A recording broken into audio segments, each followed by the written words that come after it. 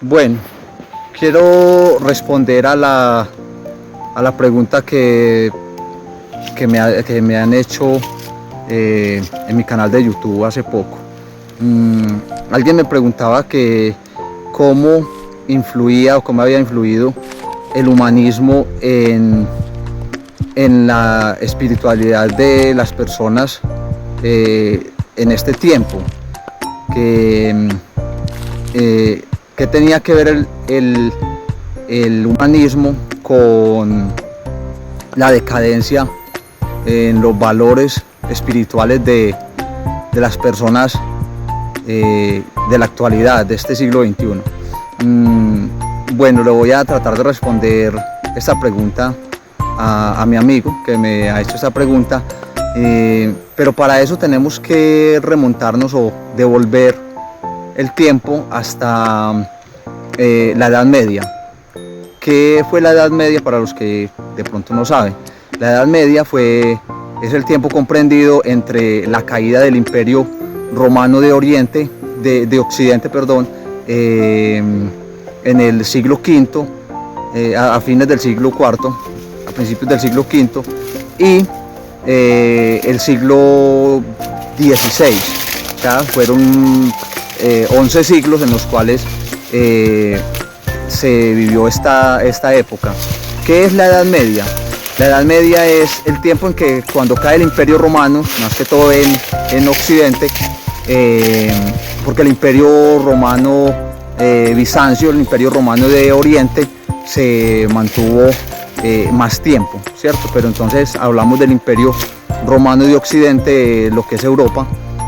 Podemos ver que desde la caída del Imperio Romano de Occidente en el siglo V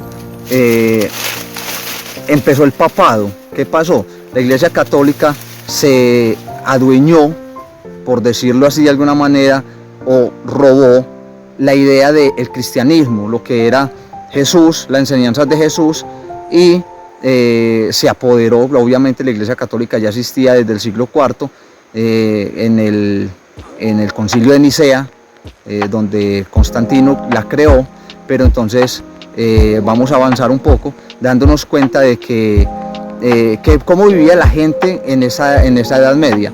La Iglesia Católica era quien gobernaba, quien dirigía, quien daba las órdenes, y ellos manejaban absolutamente todo: la economía, la religión y la política, que son los tres renglones fundamentales en la vida de las personas, en la vida social de la gente. Entonces, ¿qué pasaba en ese tiempo, en ese entonces? La Iglesia Católica, ellos eran los que mandaban a través del papado, tenían sus obispos, porque sabemos de que la Iglesia Católica es una organización jerárquica, piramidal, donde el Papa es la cabeza de la pirámide, y de ahí para abajo se distribuyen entre obispos, arzobispos, y toda esta cuestión de la jerarquía en la Iglesia Católica.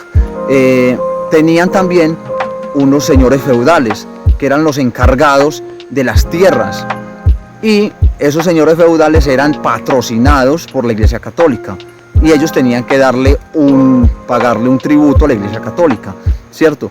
La gente, el otro extracto social, o la otra clase, era la gente pobre, los esclavos que vivían en condiciones infrahumanas.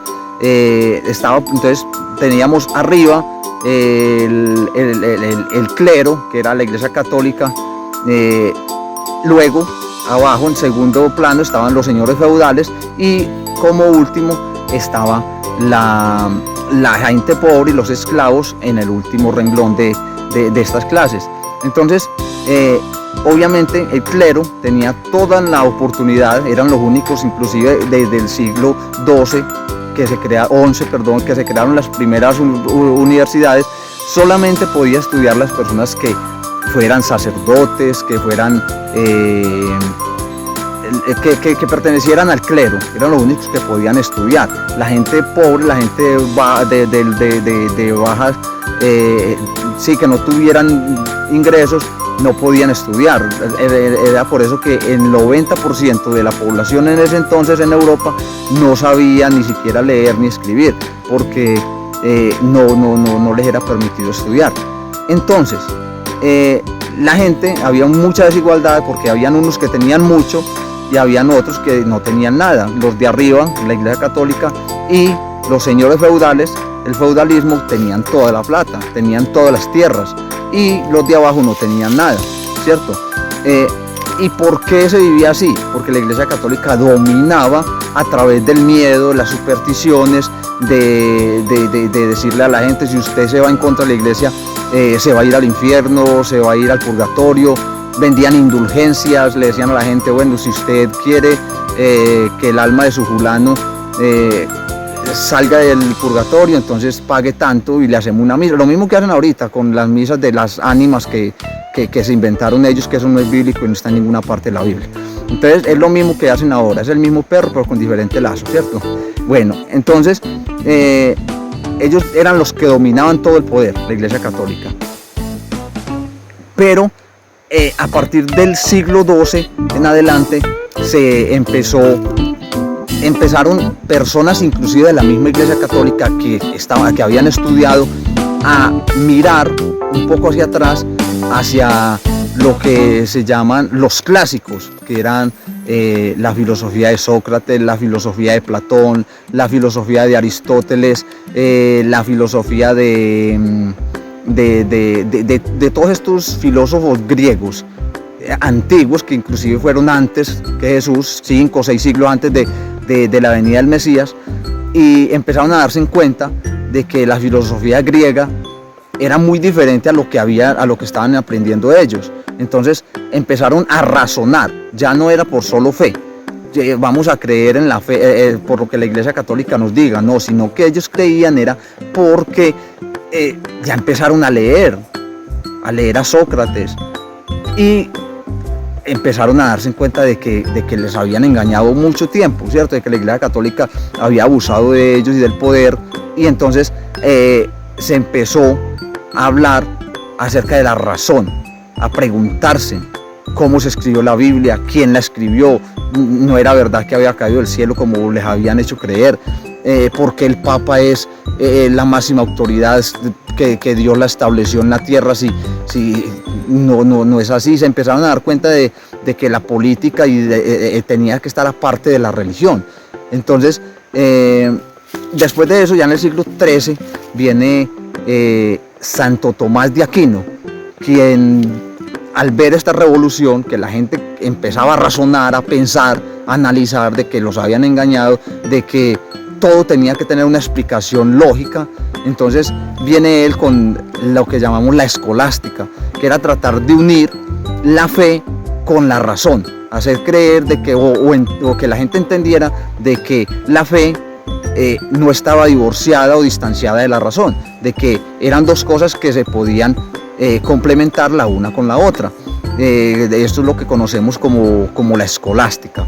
Entonces ahí vemos también lo que es la ideología de las 5 vías, las 5 variantes para entender a Dios, que más adelante en otro video lo vamos a estar analizando. Pero la gente, a pesar de eso, tuvo que pasar otro tiempo cuando ya vino la Reforma Protestante, que salió de la misma Iglesia Católica, que fue una explosión interna que hubo en la Iglesia Católica. Martín Lutero, sabemos que era un sacerdote católico o un monje, y armó esto, lo que se llama la Reforma Protestante en el siglo XV. Luego del siglo XV, la Iglesia Católica, a pesar de eso, en vez de reformarse, antes lo que hicieron fue montar una contrarreforma, y antes apartarse más de la Biblia, apartarse más de los mandatos de Dios, en vez de unirse y decir, bueno, vamos a tratar de solucionar esto porque ya esto no tiene vuelta atrás. No, ellos quisieron seguir con el poder, porque ellos eran los que dominaban absolutamente todo, entonces ellos no querían perder ese poder. Entonces lo que hicieron fue contraatacar a Lutero, a Calvino y a todos estos reformadores, y lo que hicieron fue antes endurecer el corazón e irse en contra de Dios, y luego crearon lo que se conoció más adelante como los sacros imperios: el Sacro Imperio Germano, el Sacro Imperio Franco, el Sacro Imperio de Italia, y se dividió pues ya como en forma de reinos o de países, pero digamos protopaíses. Aún no eran países, pero sí ya se empezaban a crear colocar reyes, príncipes en cada país. Ahí ya vemos al rey de Inglaterra, Enrique VIII, Felipe el Hermoso, a toda esta, a Isabel, la que en España, Isabel la Católica, bueno, todos estos que eran mandados y que eran colocados por la Iglesia Católica en diferentes partes de Europa. De ahí salió también, había nacido una nueva clase económica, que seguía aún la Iglesia Católica arriba, el clero arriba como la cabeza de toda Europa. De ahí seguían los feudales o los de los sacroimperios, y más abajo, digamos, en el otro escalón apareció lo que era la burguesía, que eran señores mercantes que comerciaban, lo que llamamos comerciantes, ¿cierto? Eran la burguesía, que estaba en el tercer renglón, y abajo pues los pobres y los esclavos. Estos señores burgueses se hicieron muy poderosos, consiguieron mucha plata, mucho dinero, y empezaron a darse en cuenta de que las cosas no podían seguir funcionando así, de que la Iglesia Católica no tenía por qué manipularlos. Y ahí está este señor Voltaire, que era un filósofo italiano francés, y estuvo en Inglaterra y se dio cuenta de que en Inglaterra, que era un país protestante, eran muy diferentes las cosas. Había libertad de culto, mientras en Francia no lo había. Entonces, que allá era el gobierno, una monarquía, la que administraba el dinero, la que administraba la economía, la que administraba la política, y no la iglesia católica o las iglesias. Entonces él empezó a ver todas las diferencias, y ahí fue donde se armó la revolución de lo que llamamos la Ilustración, que después viene en el siglo XVIII, Napoleón Bonaparte, que arma la Revolución Francesa y todo esto. Entonces, ¿qué pasó? Estábamos hablando del humanismo. ¿Cómo se creó el humanismo? El humanismo viene, digamos, desde ese siglo XI o siglo XII, que se empezó a hablar de que la Iglesia Católica no tenía por qué dominar al ser humano. Entonces, ¿qué pasó? Se cometió el error en ese entonces de no hacer las cosas bien, manipulados también por el Satanás. Estaba bien que la Iglesia Católica estaba cometiendo injusticias, ¿sí? Era verdad. Pero, ¿qué tenía que hacer la gente? No apartarse de Dios, sino apartarse de la Iglesia Católica y crear algo diferente. Pero ¿qué hizo la gente? Empezaron a odiar a Dios, a decir, bueno, Dios, ¿por qué permite esto? ¿Por qué Dios tiene que manipularnos la vida? ¿Por qué tiene que ser Dios el centro de todo? De ahora en adelante, el centro de todo, el centro del mundo no es Dios, sino el ser humano.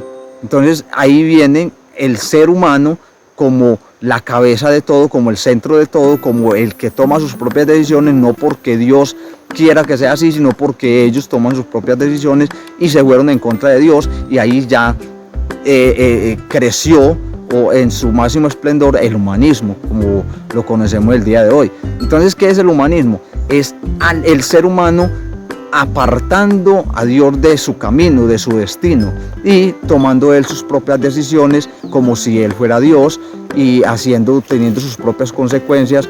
Todo lo que él hace, lo hace porque él piensa que es así, sin tener en cuenta a Dios, sin tomarle sin pedirle a Dios su consentimiento, sino que Dios empezó a ser un ser más bien como un enemigo del ser humano que quería era manipular, que quería, cuando realmente quien cometió las injusticias no fue Dios sino la Iglesia Católica, con la Inquisición, con las cruzadas, con la casa de brujas, con todas estas cosas malas que hicieron.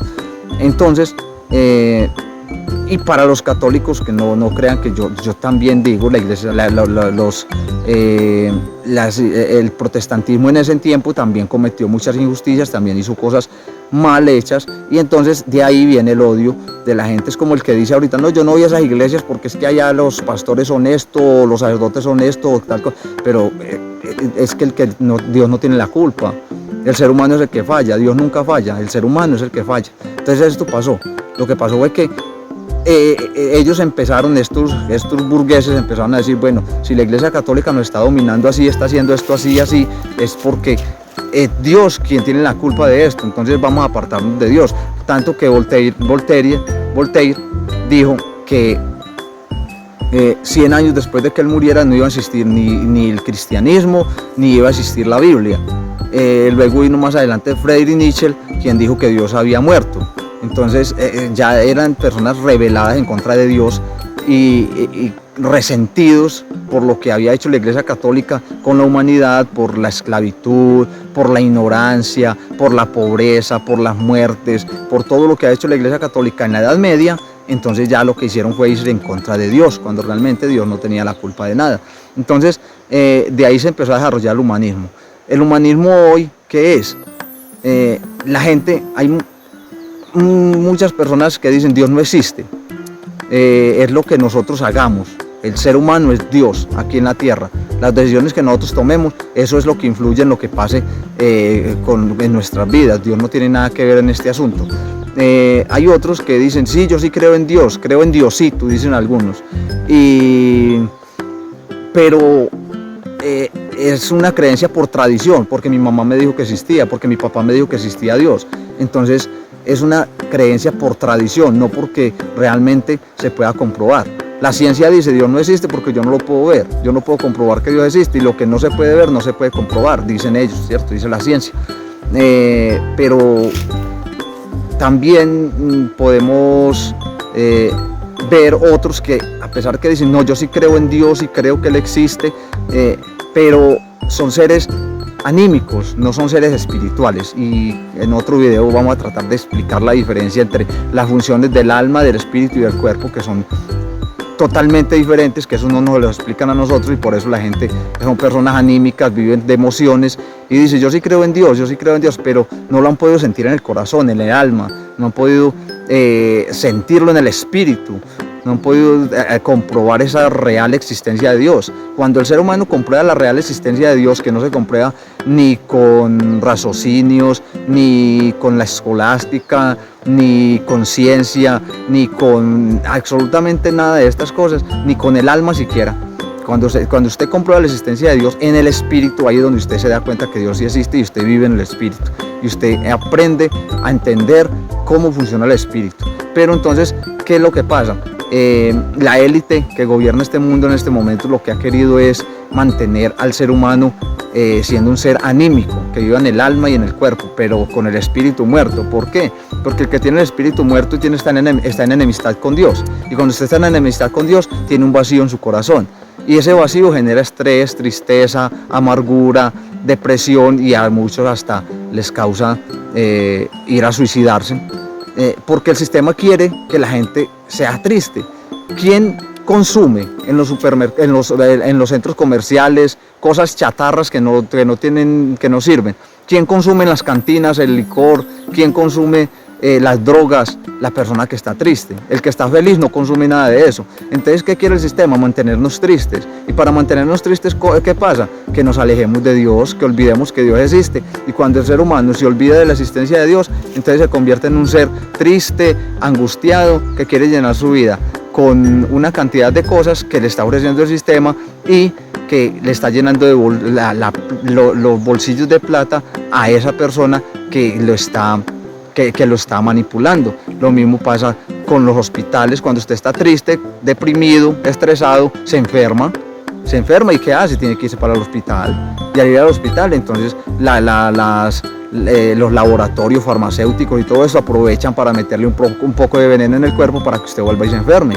¿Qué pasa con los psicólogos? El psicólogo nunca le va a decir la solución está en Dios, no, porque él sabe de que mientras usted no tenga a Dios en su corazón, usted tiene que volver a ir y volver a ir y volver a ir. Entonces usted se convierte en un cliente fijo de ellos, de los laboratorios, de las farmacias, de los hospitales, de los psicólogos, del psiquiatra, de toda esta gente. Entonces, cuando usted deja entrar a Dios en su corazón, cuando usted entiende que Dios verdaderamente sí existe, comprueba su existencia real en el Espíritu, entonces usted ya es una persona feliz, está completa. Usted no necesita ir a emborracharse, usted no necesita ir a drogarse, usted no necesita ir a comprar televisores y a comprar equipos de sonido, comprar carros, comprar motos, toda esa basura que ofrece el mundo, porque para sentirse un poquito feliz, no, porque usted está feliz. Entonces usted no necesita nada de esas cosas. A usted Dios le da todo lo que usted vaya necesitando, lo mantiene aliviado, lo mantiene lo hace que usted entienda de que con lo que tiene está bien, de que si tiene su comida, su techo, su familia aliviada, si tiene salud y si las cosas están marchando bien, entonces Dios lo mantiene feliz. Usted entiende que usted no necesita más, pero cuando usted está triste necesita más y más y más. Entonces, ¿por qué nos mantienen así alejados de Dios y por qué el humanismo ha influido tanto en la vida del ser humano? Respondiendo a la pregunta, es porque el sistema, a través de filosofías huecas, de ciencia y de todas estas cosas, nos han hecho creer de que Dios no existe.